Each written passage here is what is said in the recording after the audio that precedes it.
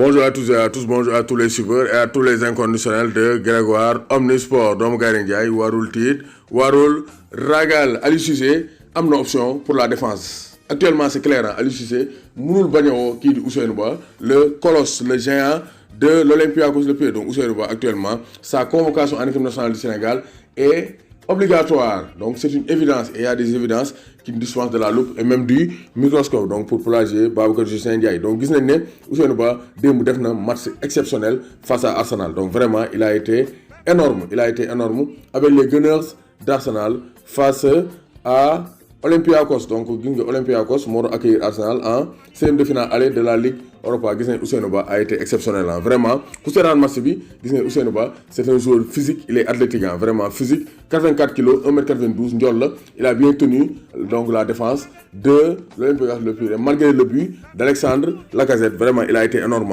parce qu'il est bon dans les tacles, booy dafa mën a tacler ba pare il est bon dans les airs. Il a failli marquer sur coup franc donc parce que donc il a donc donné un coup de tête donc qui a failli tromper Ben Leno donc mbëkk bi donc baaxoon na mais quand même il était placé hors-jeu. Donc hors-jeu bi moo xaw a yàqu mbëkk bi mais quand même c'est pour dire que c'est un défenseur qui peut apporter des solutions parce que booy bi dafa saf-saf day toj kaa ni pàccal li ngam riij bëgg ba pare il a un bon placement ba pare il a donc de très belles interceptions ba pare day anticiper sur les actions. Donc Ousseynou Ba actuellement ba pare il jouait ak central gauche, il peut jouer aussi ak central droit parce que c'est un droitier. Donc gis nañ ne vraiment Ousseynou Ba Aliou Cissé woo ko c'est une évidence. Actuellement Aliou Cissé mënul bañ a woo Ousseynou Ba.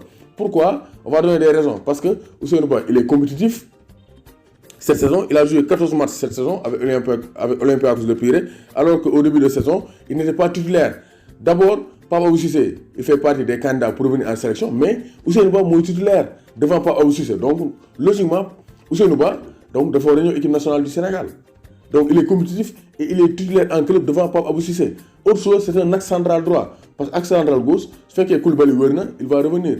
Am nañ fa aussi Mohamed Nabi Sarr axe central gauche. Donc Cheikh Kouyaté day génn sur axe central ñu indi fa Ousseynou Ba parce que actuellement Aliou Cissé il est temps que moom may ko chance parce que il a prouvé que c'est une valeur sûre du football sénégalais te mu ngi koy wane en Grèce en championnat et aussi en Ligue Europa.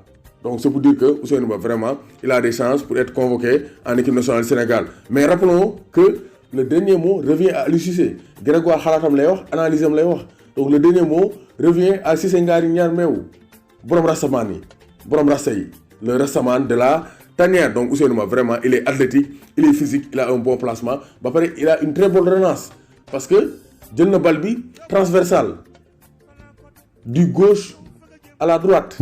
Donc c'est pour dire que Ousseynou Ba vraiment day def ay transversales diagonales yi nga xamante ne ça retombe, ça va directement vers le joueur ciblé. Donc c'est pour dire que vraiment Ousseynou Ba c'est un joueur qui est apte pour tenir la défense des Lions du Sénégal. Donc je pense que Aliou Cissé war na ko mën a may chance pour le match face à la Guinée-Bissau parce qu'on a besoin d'un défenseur central jeune, droitier, qui peut tenir la défense des Lions du Sénégal. Donc Ousseynou Ba, avec cette belle prestation, a donné des raisons à Aliou Cissé pour le convoquer face à la Guinée-Bissau. Ousseynou